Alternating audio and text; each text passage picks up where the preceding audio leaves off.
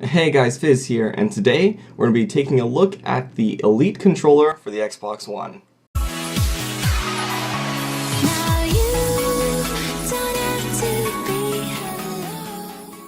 So the Elite controller actually comes in this awesome little case. It's like this leathery material, and then you open it and it's got all your accessories inside as well as the controller. So as you can see, controller here, and then at the bottom you have all your different accessories, your different thumbsticks, your different everything else. So take it out.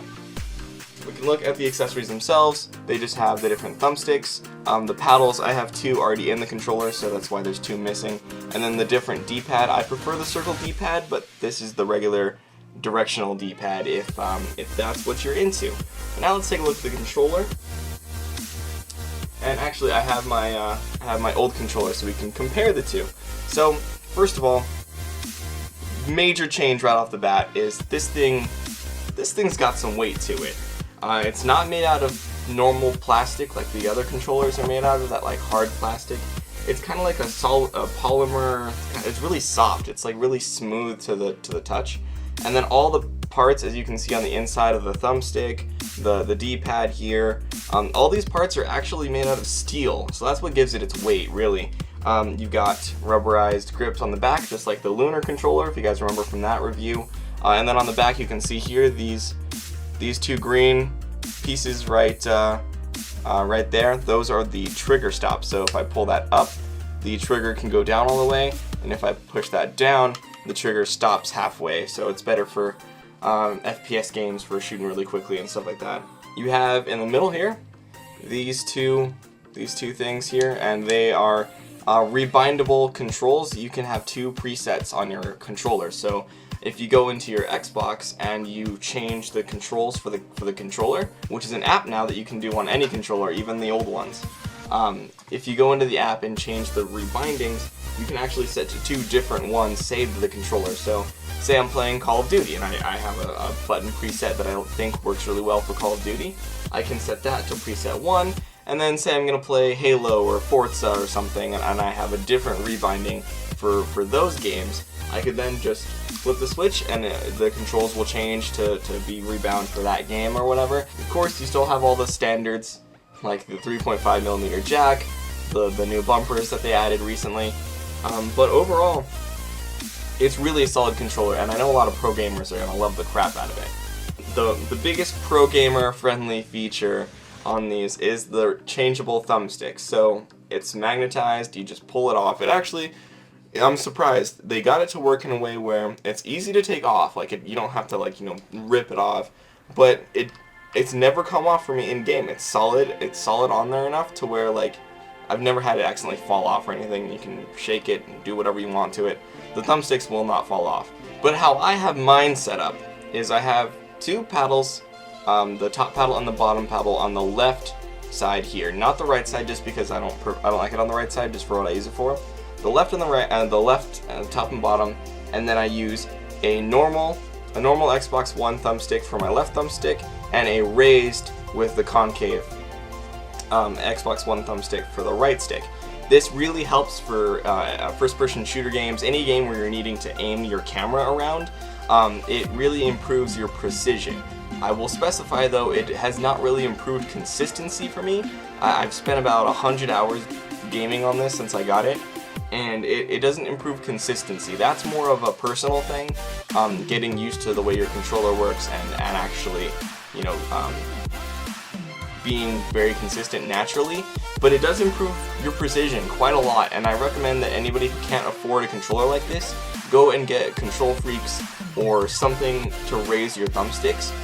Even if you don't have an Xbox One, even if you're just looking at this video here and you don't have an Xbox One, you have a 360 or a PS3, PS4, whatever it may be, get Control Freaks or some other thumbstick extender, because it really does help with precision, especially if you're into FPS gaming. Obviously, if you're more of a racing fan, then maybe that isn't for you, but thumbstick extension helps so much. I cannot stress that enough, how much it's helped me in my game. And for fighting fans, they have the circle D-pad.